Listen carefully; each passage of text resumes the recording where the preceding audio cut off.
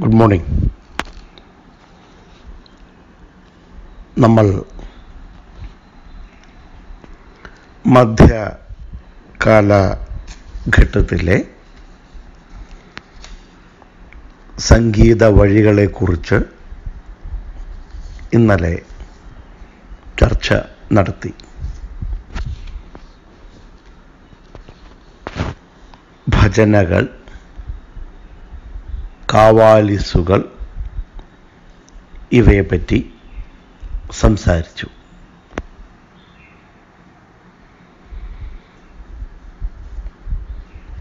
സൂഫി സന്യാസിമാർ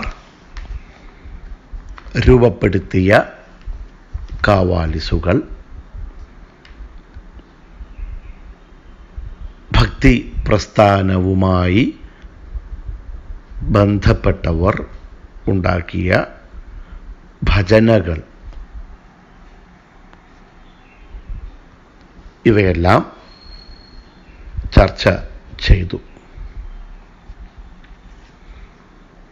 ഇന്ന് നമ്മൾ സംസാരിക്കുന്നത് സിക്കുകാരെ കുറിച്ചാണ്. എന്താണ് ഇന്നത്തെ ചർച്ചാ വിഷയം എന്ന് നോക്കാം.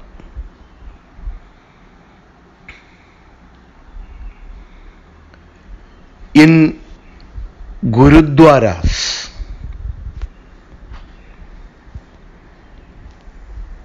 the Granth Sahib, the sacred text of the Sikhs, is recited in a musical way.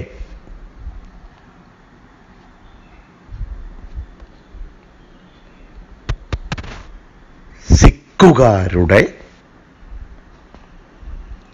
ആരാധനാലയങ്ങളാണ് ഗുരുദ്വാരകൾ.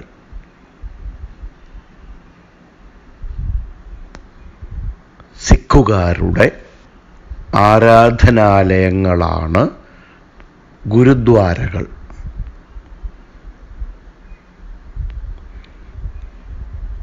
സിക്കുകാരുടെ ജീവിതത്തിൽ ഈശ്വര വിശ്വാസത്തിന് അത്യധികമായ പ്രാധാന്യമുണ്ട്.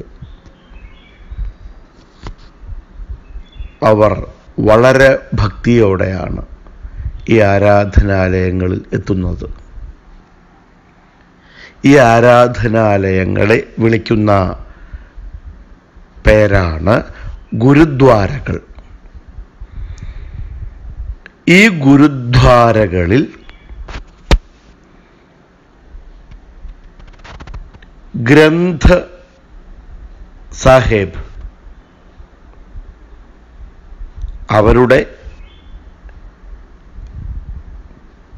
വിശുദ്ധ പുസ്തകമാണത്. ഗ്രന്ഥ് സാഹിബ് അതെന്താണ്? The sacred text of the Sikhs. സിക്കുകാരുടെ സേക്രഡ് ടെക്സ്റ്റ്, വിശുദ്ധ ഗ്രന്ഥമായ ദി ഗ്രന്ഥ് സാഹിബ് ഗുരുദ്വാരകളിൽ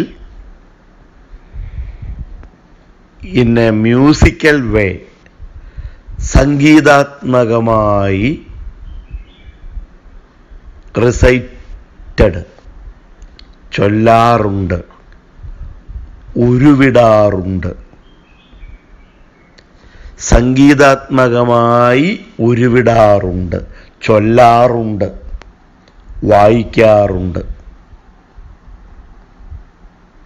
നമ്മൾ കർക്കിടക മാസത്തിൽ പ്രത്യേകിച്ച് രാമായണം വായിക്കും. എന്തിനാവാം? കർക്കിടക മാസത്തിലെ ജീവിതം പൊതുവെ പ്രയാസമേറിയതാണ്. ഈ പ്രയാസത്തെ മറികടക്കാനാവണം പണ്ടുള്ളവർ ഇത് വായിച്ചിരുന്നത്. അതവിടെ നിൽക്കട്ടെ. ഈ രാമായണം വായിക്കുന്നത് എങ്ങനെയാണ്? താളാത്മകമായാണ് വായിക്കുക, സംഗീതാത്മകമായി വായിക്കും.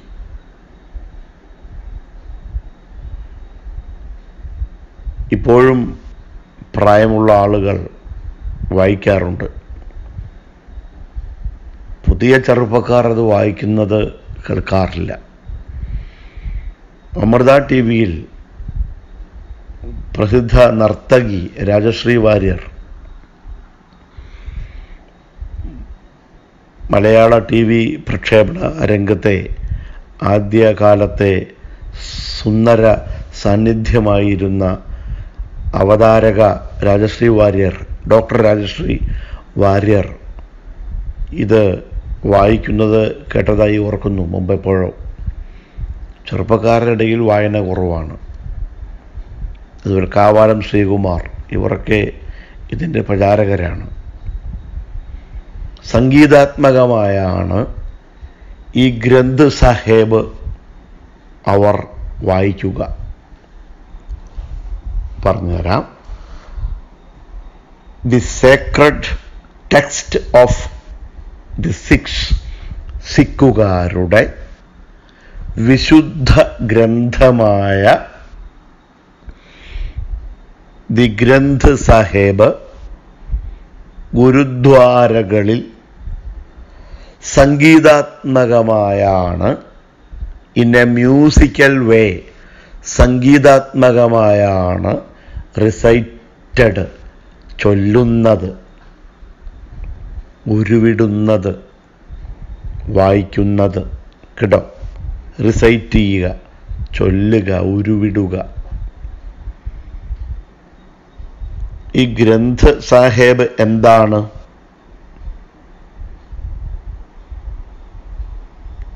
ന്യൂമറസ്, എണ്ണമറ്റ ഭക്തി ആൻഡ് സൂഫി സെയിൻസ്, ഭക്തി പ്രസ്ഥാനക്കാരുടെയും സൂഫി സന്യാസിമാരുടെയും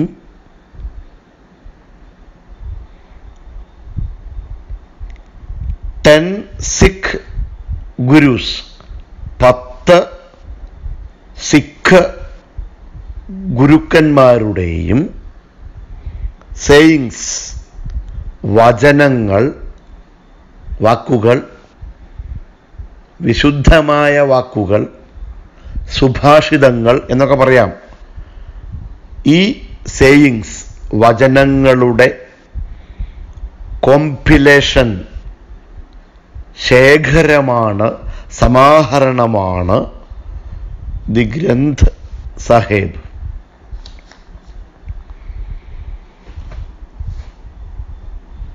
ന്യൂമറസ് ഭക്തി ആൻഡ് സൂഫി സെയിൻസ്, എണ്ണമറ്റ സൂഫി സന്യാസിമാരുടെയും ഭക്തി പ്രസ്ഥാനക്കാരുടെയും ആസ്വല്ലാസ് എന്നതുപോലെ തന്നെ 10 സിഖ് ഗുരുക്കന്മാരുടെയും സേയിങ്സ്, വചനങ്ങൾ, സുഭാഷിതങ്ങൾ,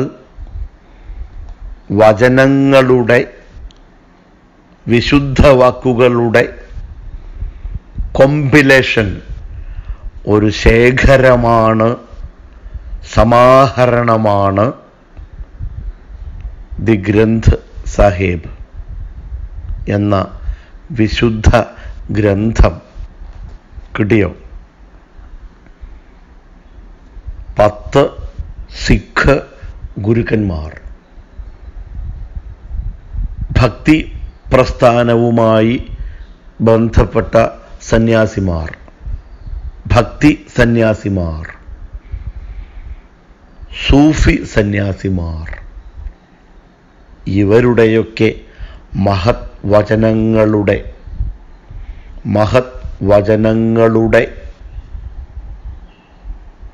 സമാഹാരമാണ്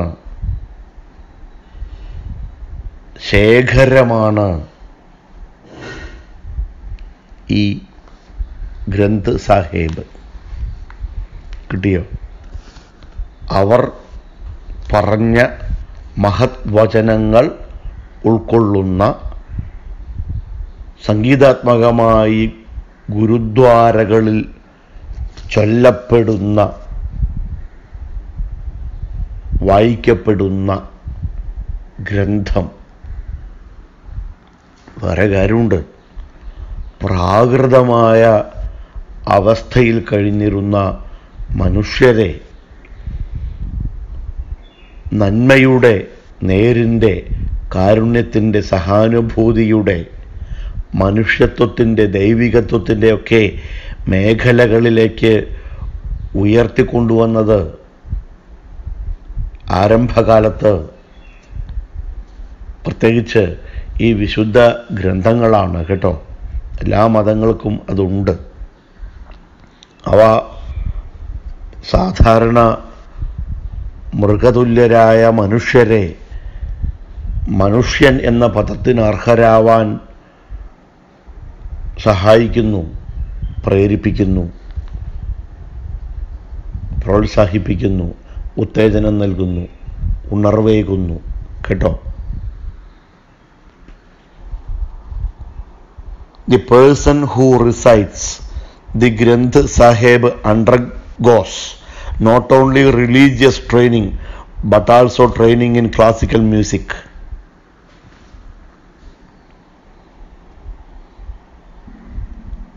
The person who recites the Granth Sahib, Granth Sahib, സാഹിബാണോന്ന് അറിയില്ല കേട്ടോ. ദി ഗ്രന്ഥ് സാഹിബ് ഉരുവിടുന്ന വ്യക്തി അണ്ടർഗോസ് കടന്നുപോകുന്നു. എന്തിലൂടെ? നോട്ട് ഓൺലി റിലീജിയസ് ട്രെയിനിങ്, മതപരമായ പരിശീലനത്തിലൂടെ കടന്നുപോകുന്നു, വിധേയനാവുന്നു. അർത്ഥം പറഞ്ഞുതരാം.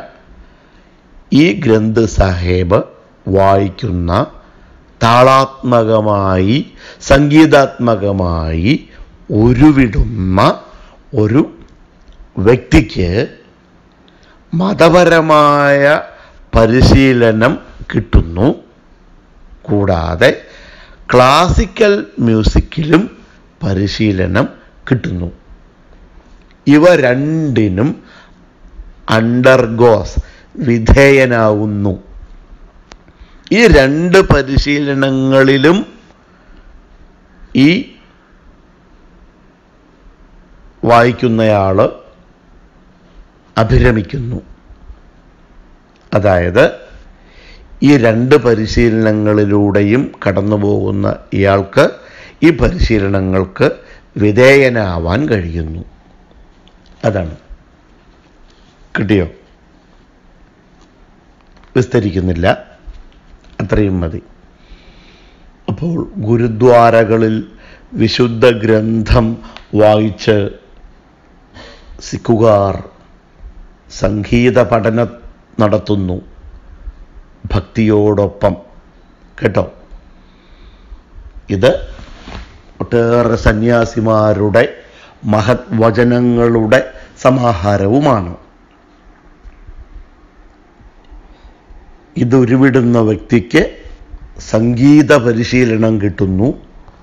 കൂടാതെ മതപരമായ പരിശീലനവും കരസ്ഥമാവുന്നു. അടുത്ത്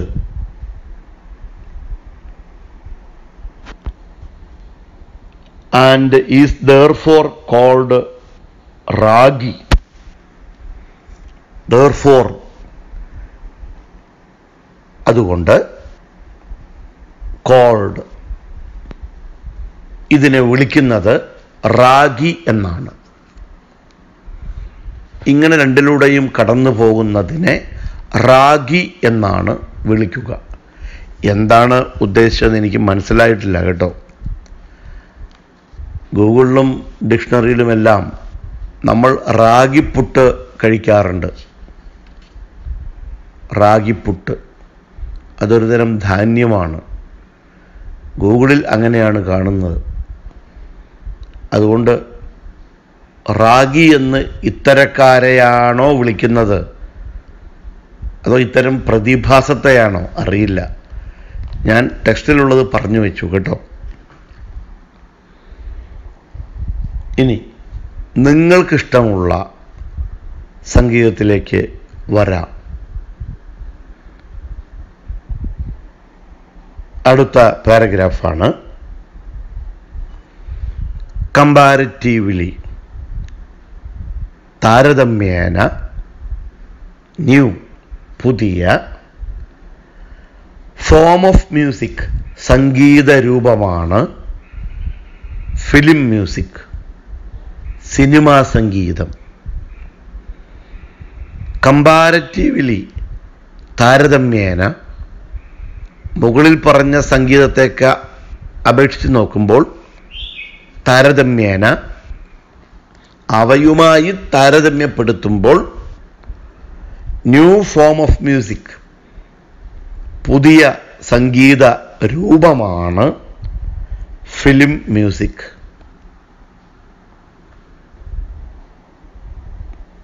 കിട്ടിയോ? ഇനിഷ്യലി, തുടക്കത്തിൽ ഫിലിം മ്യൂസിക്, സിനിമാ സംഗീതം, റിലൈസ് വെരി ഹെവിലി, നല്ല രീതിയിൽ റിലൈസ്, ആശ്രയിച്ചിരുന്നത്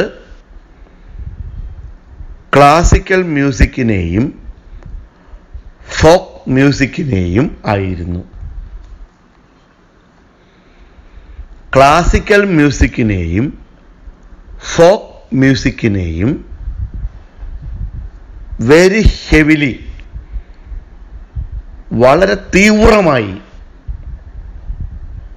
റിലൈസ്, ആശ്രയിച്ചിരുന്നു.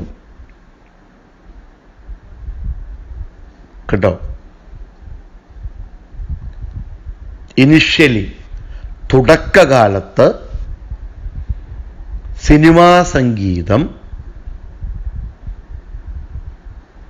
ക്ലാസിക്കൽ മ്യൂസിക്കിനെയും ഫോക്ക് മ്യൂസിക്കിനെയും അതിതീവ്രമായി ആശ്രയിച്ചു. എന്താ കാരണം? സിനിമാ സംഗീതത്തിന് തനതായ നിലനിൽപ്പ് അന്നുണ്ടായിരുന്നില്ല. സിനിമാ സംഗീതം അന്ന് ക്ലാസിക്കൽ സംഗീതത്തെയും ഫോക്ക് മ്യൂസിക്കിനെയും ഡിപ്പെൻഡ് ചെയ്തു, ആശ്രയിച്ചു. അർത്ഥം പറഞ്ഞുതരാം. ക്ലാസിക്കൽ മ്യൂസിക്കിൽ നിന്നും ഫോക്ക് മ്യൂസിക്കിൽ നിന്നും ഉത്തേജനം ഉൾക്കൊണ്ട് അവയെ ആശ്രയിച്ചുകൊണ്ട് സിനിമാ സംഗീതം നിലനിന്നു ആദ്യകാലത്ത്. മനസ്സിലായോ? താരതമ്യേന പുതിയ സംഗീത രൂപമാണ് സിനിമാ സംഗീതം. തുടക്കത്തിൽ ആദ്യകാലത്ത് സിനിമാ സംഗീതം ആശ്രയിച്ചിരുന്നത് ക്ലാസിക്കൽ സംഗീതത്തെയും ഫോക്ക് സംഗീതത്തെയും ആയിരുന്നു. കേട്ടോ? Many of the old popular film songs, പഴയ പ്രസിദ്ധമായ ഫിലിം സോങ്ങുകളിൽ മിക്കതും ബേസ്ഡ്, അടിസ്ഥാനമാക്കിയുള്ളതാണ്. എന്തിനെ? Melodies from both Indian and western classical music. Indian western classical മ്യൂസിക്കിൽ നിന്നുള്ള മെലഡികളെ ആശ്രയിച്ചുണ്ടായവയാണ് പഴയ വിഖ്യാതമായ ഫിലിം സോങ്ങുകളിൽ മിക്കതും. കിട്ടിയോ? പാശ്ചാത്യ ഇന്ത്യൻ ക്ലാസിക്കൽ മ്യൂസിക്കിനെ ആശ്രയിച്ച് അവയിൽ നിന്നുള്ള മെലഡികളെ അടിസ്ഥാനപ്പെടുത്തി ഉണ്ടാക്കിയവയാണ് ആദ്യകാലങ്ങളിലെ മിക്കവാറും എല്ലാ സിനിമാ പാട്ടുകളും. കേട്ടോ? രാഗാധിഷ്ഠിതമായ ഗാനങ്ങൾ, സങ്കീർണമായ രാഗങ്ങളെ കേൾവിക്കാരന് സുഖമുള്ള രീതിയിലേക്ക് അറിയാതെ മാറ്റി അവർ പാട്ടുകൾ നിർമ്മിച്ചു. ഹിന്ദോള രാഗം, സാമജവരഗമന, ഹിന്ദോള രാഗം എന്നൊരു രാഗമുണ്ട്. എത്രയെത്ര പാട്ടുകളാ ആ രാഗത്തെ അടിസ്ഥാനമാക്കി ഉണ്ടാക്കിയത്. നിങ്ങളിപ്പോൾ കേട്ടിട്ടുണ്ടാവും, മെല്ലെ മെല്ലെ മുഖപടം തെല്ലുയർത്തി. വടക്കാഞ്ചേരിയിലെ അതിപ്രശസ്തനായ സിനിമാ സംവിധായകൻ ഭരതൻ്റെ മിന്നാമിനുങ്ങിൻ്റെ നുറുങ്ങുവട്ടം എന്ന സിനിമയിൽ ONV എഴുതി ജോൺസൺ മാസ്റ്റർ, നമ്മുടെ സംഗീത പ്രതിഭ അന്തരിച്ച ജോൺസൺ മാസ്റ്റർ സംഗീതം നൽകിയ പാട്ടാണിത്. ഇത് മെല്ലെ മെല്ലെ മുഖപടം തെല്ലുയർത്തി. അത് ഹിന്ദോള രാഗത്തെ അടിസ്ഥാനമാക്കി ഉണ്ടാക്കിയ സിനിമാ ഗാനമാണ്. ഹിന്ദോള രാഗം, സാമജവരഗമന നമ്മൾ കേൾക്കുന്നില്ല. മാമവധു ശ്രീ സരസ്വതി ഹിന്ദോള രാഗമാണ്, നമ്മൾ കേൾക്കുന്നില്ല. പക്ഷേ നമ്മൾ ഈ പാട്ട് കേട്ടു. അതാണ് എൻ്റെ പ്രത്യേകത. രാഗത്തെ വളരെ ലളിതമാക്കി അവതരിപ്പിച്ചു. അവിടെ നിൽക്കട്ടെ, അതവിടെ നിൽക്കട്ടെ, സംഗീതം അവിടെ നിൽക്കട്ടെ. അപ്പോൾ സിനിമാ സംഗീതം അവിടെ നിൽക്കട്ടെ. അതായത് പറഞ്ഞു വന്നത് കഴിയാറായി കേട്ടോ. അതായത് ഇന്ത്യൻ വെസ്റ്റേൺ ക്ലാസിക്കൽ മ്യൂസിക്കിൽ നിന്നുള്ള മെലഡികളെ അടിസ്ഥാനമാക്കിയുള്ള, ആ മെലഡികളെ അനുകരിച്ചുള്ള, ആ മെലഡികളിൽ നിന്നും സംഗീതം ഉൾക്കൊണ്ട, ആ മെലഡികളെ അടിസ്ഥാനമാക്കി നിർമ്മിച്ച ഫിലിം സോങ്ങുകളാണ് പഴയ കാലത്തെ പോപ്പുലറായ വിഖ്യാതങ്ങളായ സിനിമാ പാട്ടുകൾ. പഴയകാലത്ത് സിനിമാ പാട്ടുകളെല്ലാം മെലഡികളെ അടിസ്ഥാനമാക്കിയുള്ളതായിരുന്നു. വെസ്റ്റേൺ ക്ലാസിക്കൽ സംഗീതത്തിലെയും ഇന്ത്യൻ ക്ലാസിക്കൽ സംഗീതത്തിലെയും ധാരാളം മെലഡികളുണ്ട്. ആ മെലഡികളെ അടിസ്ഥാനമാക്കി ഉണ്ടാക്കിയവയാണ് പഴയകാലത്തെ സിനിമാ പാട്ടുകൾ. മനസ്സിലായില്ലേ? മെലഡി പറഞ്ഞാൽ എന്താ? നമ്മൾ ഇന്നലെ പറഞ്ഞ ചിക്കപ്പുക്ക് ചിക്കപ്പുക്ക് റെയിലേ എന്നുള്ള പാട്ടല്ലാതെ കേൾവിക്കാർക്ക് കാതിനിമ്പമേകുന്ന മധുരമുള്ള പാട്ടുകളുണ്ടല്ലോ, അതാണ് മെലഡികൾ. നിങ്ങൾക്കും അത് ഇഷ്ടമായിരിക്കും. ഞാൻ ചില പാട്ടുകൾ, ഈ മെല്ലെ മെല്ലെ, മുഖപടം, ശ്രീരാഗമോ, ഇതൊക്കെ ട്യൂണായിട്ട് കൊടുക്കാറുണ്ട്.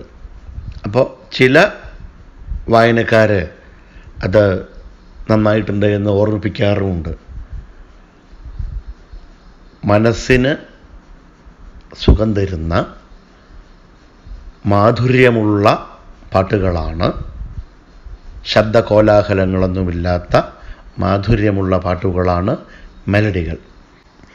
പാശ്ചാത്യ ഇന്ത്യൻ ക്ലാസിക്കൽ മ്യൂസിക്കിൽ നിന്നും പ്രചോദനം ഉൾക്കൊണ്ട് അവയിൽ നിന്നുള്ള മെലഡികളെ അടിസ്ഥാനപ്പെടുത്തി നമ്മൾ ഒട്ടേറെ അനവധി സിനിമാ ഗാനങ്ങൾക്ക് രൂപം കൊടുത്തിട്ടുണ്ട് കേട്ടോ. പക്ഷേ ഫിലിം മ്യൂസിക് എന്നാൽ ഫിലിം മ്യൂസിക്, സിനിമാ സംഗീതം ഇവോൾവ്ഡ്, പിന്നീട് വികസിപ്പിച്ചെടുത്തു. നൗ ഇപ്പോൾ കാണുന്ന പോലുള്ള സർട്ടൻ ചില ഫീച്ചേഴ്സ്, ലക്ഷണങ്ങൾ, പ്രത്യേകതകൾ വികസിപ്പിച്ചെടുത്തു. നൗ ഇപ്പോൾ കാണുന്ന രീതിയിലുള്ള സർട്ടൻ ചില ഫീച്ചേഴ്സ്, പ്രത്യേകതകൾ, ലക്ഷണങ്ങളെല്ലാം, പ്രത്യേകതകളെല്ലാം ഫിലിം മ്യൂസിക്, സിനിമാ സംഗീതം പിൽക്കാലത്ത് ഇവോൾവ്ഡ്, വികസിപ്പിച്ചെടുത്തു. ഇപ്പോൾ കാണുന്ന രീതിയിലുള്ള ചില പ്രത്യേകതകളെല്ലാം സിനിമാ സംഗീതം പിന്നീട് വികസിപ്പിച്ചെടുത്തു. കിട്ടിയോ?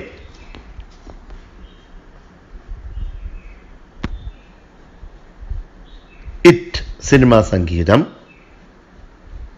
ബ്രോട്ട് ഇൻടു യൂസ്, ഉപയോഗത്തിലേക്ക് കൊണ്ടുവന്നു, പ്രയോഗത്തിൽ കൊണ്ടുവന്നു. എന്ത്? ഓർക്കസ്ട്ര, സംഗീതോപകരണങ്ങൾ. ആ സംഗീതോപകരണങ്ങളുടെ ഒരു കുറേ എണ്ണം കൂടിച്ചേർന്ന രൂപത്തെയാണ് ഓർക്കസ്ട്ര എന്ന് പറയുന്നത്. സിനിമാ സംഗീതം, ഓർക്കസ്ട്ര, ഇപ്പോൾ കാണുന്ന രീതിയിലുള്ള ഓർക്കസ്ട്രയെ ബ്രോട്ട് ഇൻടു യൂസ്, പ്രയോഗത്തിൽ കൊണ്ടുവന്നു, ഉപയോഗത്തിൽ കൊണ്ടുവന്നു. ശരിക്കും എന്തായിരുന്നു? ഒറിജിനലി ബിലോങ് ടു, ഈ ഓർക്കസ്ട്ര ശരിക്ക് എന്തിനെ പ്രതിനിധീകരിക്കുന്നു? Western classical music in addition to Indian instruments. Indian instruments, ഇന്ത്യയിലുള്ള ഇൻസ്ട്രുമെന്റ്സ്, കുറേ ഉപകരണങ്ങളും വെസ്റ്റേൺ ക്ലാസിക്കൽ മ്യൂസിക്, പടിഞ്ഞാറൻ ക്ലാസിക്കൽ മ്യൂസിക്കിൽ ഉപയോഗിച്ചിരുന്ന ഉപകരണങ്ങളുമാണ് ഓർക്കസ്ട്ര, ഇപ്പോൾ നമ്മൾ ഉപയോഗിക്കുന്ന ഓർക്കസ്ട്ര.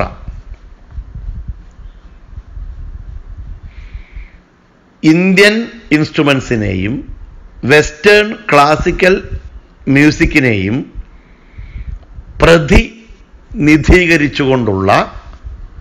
പ്രതിനിധീകരിച്ചുകൊണ്ടുള്ള ഓർക്കസ്ട്രയാണ് ഇപ്പോഴുള്ളത്.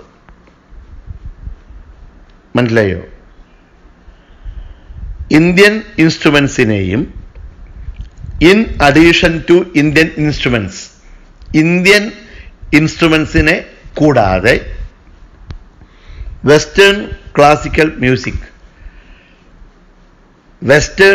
ക്ലാസിക്കൽ മ്യൂസിക്കിനെയും ഇൻസ്ട്രുമെന്റ്സിനെയും ബിലോങ് ടു, പ്രതിനിധീകരിച്ചുകൊണ്ട് ഉള്ള ഓർക്കസ്ട്രയാണ്